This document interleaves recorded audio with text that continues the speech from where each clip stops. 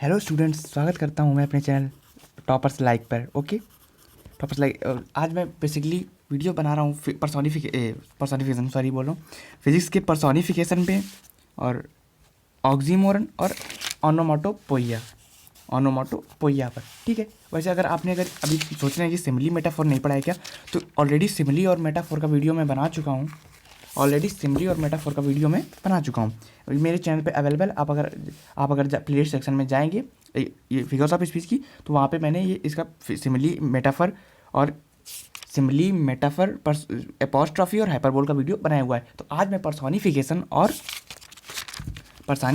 और ओनोमाटोपोइया और ऑक्सीमोरन को बताऊंगा। तो पर्सोनिफिकेशन पे आने से पहले मैं ऑक्सीमोरन और ओनोमाटोपोइया बता देता हूँ, क्योंकि ये बहुत ही सिंपल है, इसमें टाइम ज़्यादा नहीं लगेगा। पर्सोनिफिकेशन में थोड़ा टाइम लगेगा, क्योंकि पर्सोनिफिकेशन को अच्छी तरह से हमें समझना पड़ता है। ठीक है दोस्तों, अगर आप चैनल पर नए हैं तो चैनल को सब्सक्राइब कीजिए।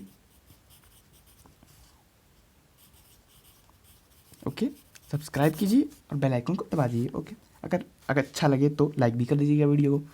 Okay, oxymoron is a special reference antithesis whereby two contradictory qualities are predicted at once and the same time. कुछ समझ में आया? नहीं समझ में आया ना?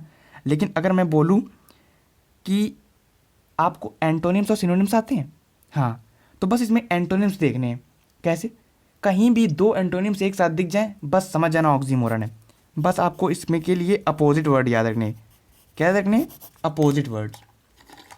अगर आपको अपोजिट वर्ड याद हैं, अपोजिट वर्ड्स जैसे बोलते हैं एंटोनिम्स एंटोनिम्स अगर आपको याद हैं तो आपको ऑक्सीमोरन को समझने में कोई दिक्कत नहीं होगी। क्यों? क्योंकि ऑक्सीमोरन में बस आपको एंटोनिम्स ही याद रखने होते हैं। जैसे वाइजेस्ट फूल, अगर जो वाइज होगा वो फूल कैसे हो सकता है? नथिंग ऑल हो गया। Sweetest songs and saddest thoughts, ये होता है स्वीटेस्ट एंड सैडेस्ट, दोनों एक साथ आ सकते हैं? नहीं आ सकते। आइडल बिजी, अगर आपको एंटोनिम्स और सिनोनिम्स को आपको समझ में नहीं आता है कि कैसे कहाँ एम लगाया जाता है, अन लगाया जाता है, कहाँ एम लगाया जाता है, कहाँ एर लगाया जाता है, तो इस पर अगर आपको वीडियो चाहिए तो आप कमेंट सेक्शन में बता दीजिएगा, मैं बना दूंगा इसकी वीडियो और आपको बहुत ही ईजी तरीके से एंटोनिम्स याद हो जाएंगे। ठीक है, बता दीजिए। जैसे the boy is regularly irregular, ये हो सकता है। ये दो, बस आपको ये देखना है, कहीं भी दो अपोजिट वर्ड अगर मिल जाए तो उसमें आंख बंद करके आप ऑक्सीमोरन लगा सकते हैं। ठीक है, कोई नहीं, कोई एक्सेप्शन नहीं है इसका, आप लगा सकते हैं आराम से। ऑन हैवी लाइटनेसनेस, ये हो सकता है हैवी लाइटनेसनेस यानी हैवी भारी भी और लाइटनेसनेस यानी हल्का भी है। Father of lead bright smoke cold fire, देखो bright smoke cold fire sick health, ये कितने वर्ड्स एक साथ आ गए? कोल्ड फायर आ ही नहीं सकता। सिक, अगर सिक बीमार है तो हेल्दी कैसे हो सकता है? ब्राइट यानी चमकीला है तो वहाँ पे धुंधला नहीं हो सकता। ओके, देखना पड़ेगा हमें। जैसे created half to rise and half to fall, rise and fall दोनों आ गए। इसके लिए आपको ये मैं बताऊंगा, रिकमेंड करूंगा कि आप एंटोनिम्स आपको याद होनी चाहिए। अगर एंटोनिम्स याद करने नहीं आते हैं, कैसे याद करे जाएं या याद नहीं होते हैं ज़्यादातर, तो आप बता दीजिए, मैं उस पर वीडियो बना दूंगा आपको। बिल्कुल इतनी क्रिटिकली आप कितने भी वर्ड्स होंगे आप उनका एंटोनिम्स रिलेट करके बना पाएंगे। रिलेट करके बनाने में जो मज़ा है ना, वो रियल रटने में नहीं है। रिलेट करके पढ़ने में अच्छा ही लगता है। Lord of all things pray to God, अब ये कैसे? अगर लॉर्ड है तो प्रे नहीं करेगा। Okay, sole judged of truth endless error hurled, truth and hurled, ये बोथ आर अपोजिट या antonyms each of each other. The glory jest and riddle to the world, चलिए ये वीडियो में ये एग्जाम्पल मैं बात करूँगा आपको अच्छे से एग्जाम्पल से। ये एग्जाम्पल अच्छा है आपको याद रखने के लिए, और आइडल बिजी, ये दो याद रखने के लिए बहुत अच्छे एग्जाम्पल्स हैं।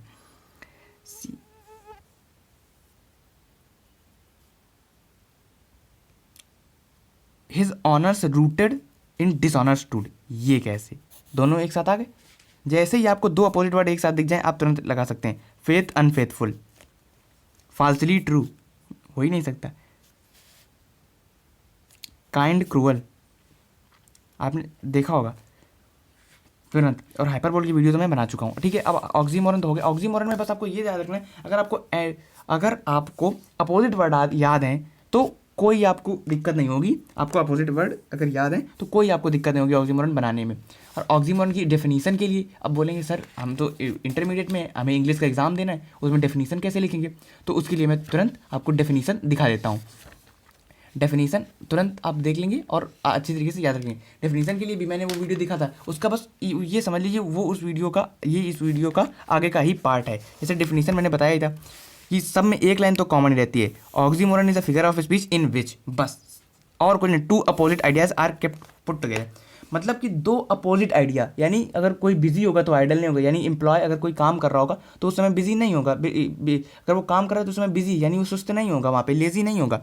अब कोई फुर्तीला है, जैसे 3G की तेज़ी आपने सुना है, 4G की तेज़ी, और वही वहाँ पे लेजी 2G नेटवर्क आ जाए तो कोई नहीं चलाएगा। इसलिए अब जैसे कोई अगर बहुत अच्छा इंसान है, मतलब कि बहुत अच्छा इंसान है, तो इसका मतलब वो बुरा इंसान नहीं है कि नहीं? अगर वो अच्छा इंसान है तो इसका मतलब वो बुरा इंसान नहीं है। इसी तरह से आप बोल सकते हैं कि टू अपोजिट आइडियाज, यानी एक दूसरे के विपरीत आइडियाज साथ में रखे जाते हैं। Oxymoron is the figure of speech in which two opposite ideas are put together. अगर आपको नोट्स चाहिए इसके प्रॉपरली तो मैं डिस्क्रिप्शन बॉक्स में उसका लिंक दे दूंगा, या शायद डिस्क्रिप्शन बॉक्स में मैं उसकी लिंक दे दूंगा, जिससे आप डाउनलोड कर लेंगे बिल्कुल प्रॉपरली हैंड रिटन नोट्स। अगर राइटिंग अच्छी नहीं लगी तो कोई बात नहीं, मैं उसके टाइपिंग नोट्स भी दिलवा दूंगा आपको, मैं लिंक में ही दे दूंगा डिस्क्रिप्शन बॉक्स में, अगर आप कमेंट करेंगे तो। ओके अब जैसे two opposite idea are kept together, oxymoron हमारा हो गया। He is regularly irregular, regularly honest thief, he is honest thief, ये हो ही नहीं सकता है। Bitter sweet, love is bitter sweet, जैसे प्यार मीठा और कड़वा है, ये तो सब जानते हैं भाई, इसको बताने की कोई जरूरत नहीं। दिस एन ओपन सीक्रेट, अगर कोई ओपन है तो सीक्रेट कहाँ से हो जाएगा। अब ऑनोमोटोपोइया का आया, ऑनोमोटिया, ये तो आपको सबको पता है कि फर्स्ट लाइन कॉमन है। Onomatopoeia is a figure of speech in which a word in which, अब इसके बाद से आपको देखना है a word whose sound suggest its meaning. अब जैसे इसमें आपको वो आता होगा कि कौन सा जानवर किस तरीके से बोलता है। अब जैसे स्नेक जो है हमारा, वो मेरा हिस उसकी आवाज़ के लिए यूज़ किया जाता है, और बीज के लिए बज यूज़ किया जाता है, और किसके लिए, लायन के लिए रोर यूज़ किया जाता है। जैसे ये आपने सब, मंकी के लिए चैटर यूज़ किया जाता है। अगर आपको इसका भी वीडियो चाहिए तो आप बता दीजिएगा, मैं तुरंत बना दूंगा इसका वीडियो। इसका वीडियो कोई ज़्यादा खास नहीं होगा, क्योंकि उसमें केवल उसकी आवाज़ों का ही बनाएगा, और अगर आवाज़ें आपको पता है कि कौन कैसे निकालते, जैसे मुर्गा का कॉ के डूडल डू बोला जाता है, कॉ का डूडल डू, क्रो के लिए चार्प बोला जाता है, क्रो के लिए का, और बर्ड्स के लिए चार्प बोला जाता है, ठीक है, और हाथी के लिए ट्रम्प बोला जाता है। इस हर तरीके से अलग अलग के इसके साउंड सजेस्ट होते हैं। और आपने देखा भी होगा, जैसे स्नैक हमेशा हिस्स करेगा, बी हमेशा बज करेगी, grunt grunt goes the hog, यानी जो सुअर होते हैं वो ग्रंट ग्रंट होग होग करते हुए जाते हैं। इसी तरह के आपके वीडियो, इसी तरह के आप याद कर लेंगे। ऑनोमोटोपोइया उसकी मीनिंग जो है ना, वो साउंड सजेस्ट करती है। अब जैसे हिस्स कौन करेगा, आपको हिस्स के, अगर सांप को देखेंगे तो उसका हिस्स के बारे में आपको ख्याल आ जाएगा, हाँ कि इस तरह की मीनिंग ये हिस्स होती है। देखते हैं, चलिए ऑनोमोटोपोइया की आपकी एक दो एग्जांपल और कराता हूँ, जिससे आपकी क्रिस्टल क्लियर हो जाती है। जैसे the bees are humming, humming भी यूज़ करते हैं। लायंस रोर, यानी शेर हमेशा दौड़ता है, दौड़ता है कि नहीं दौड़ता है। द स्नेक हिसेस, बिल्कुल सही। ब्यूटी ऑफ बॉर्न और मर्मनिंग साउंड, मर्मनिंग जानते हैं, बिल्कुल जैसे बूढ़े लोग बोलते हैं, बिल्कुल मटमैली आवाज़, खड़खड़ाती हुई आवाज़ में, वैसे ही। I chatter, chatter as I flow to join the river, chatter chatter यानी बातें बताते बताते, यानी बोलते बोलते, या बहुत ही, जैसे ग्रंट ग्रंट गोज़ होगा, अभी मैंने आपको एग्जांपल कराया, सुअर जाते हैं। और कौन से अच्छे एग्जांपल्स हो गए, जैसे हाँ मंकी का यहाँ पे कोई नहीं है, चलो मैं बाद में करा दूंगा।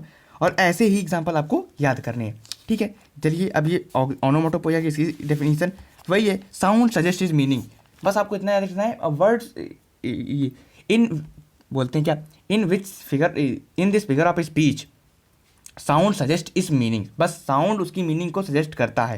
यानी किसी भी साउंड के बारे में अगर कोई आ जाए तो वहाँ पे आप आग बंद करिए, ऑनोमोटोपोइया लगाएंगे, ठीक है। ऑनोमोटोपोइया की मैं डेफिनेशन बता चुका हूँ, एक बार फिर से बता दूंगा। चलिए अब देखते हैं अपना फेवरेट पर्सोनिफिकेशन।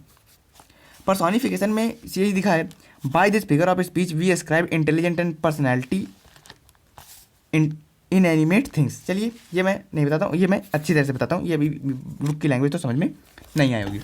इसमें मैं ये बताता हूँ कि जो डेड ऑब्जेक्ट्स होते हैं ना, जैसे एक्सपीरियंस, एम्बिशन, जिनका कोई रियल में कुछ है नहीं, जैसे बोलते हैं कानून के हाथ बहुत लंबे होते हैं, कानून कोई व्यक्ति है तो इसके हाथ कैसे हो जाएंगे।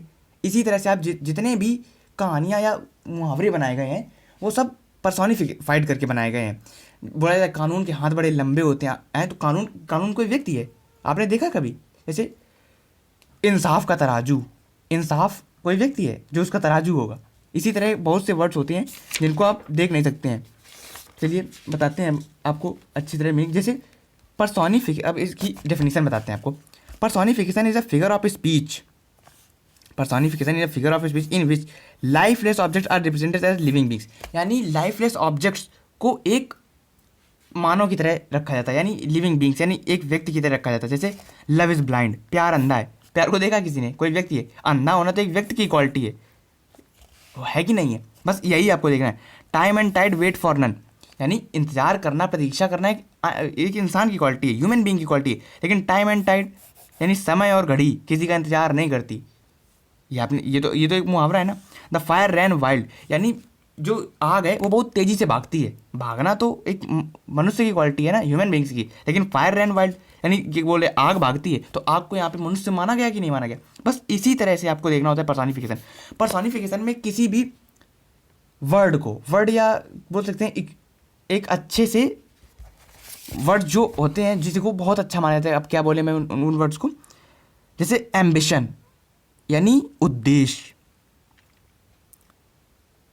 डेथ, पेशेंस, ये जो अच्छे वर्ड्स हैं यानी जो हमारी फीलिंग्स होती हैं या हमारा तजुर्बा बोलता है, उसको अगर कोई एक व्यक्ति की तरह हम ट्रीट करें, एक पर्सन की तरह ट्रीट करें। जैसे अरे भाई एक्सपीरियंस आ गए, कोई मान सकता है? कोई नहीं है। एक्सपीरियंस मुझे आएगा, एक किसी व्यक्ति को एक्सपीरियंस आ सकता है, लेकिन एक्सपीरियंस को व्यक्ति नहीं आ सकता है। समझे कि नहीं समझे? चलिए, बहुत ही अच्छा एग्जाम्पल नहीं था।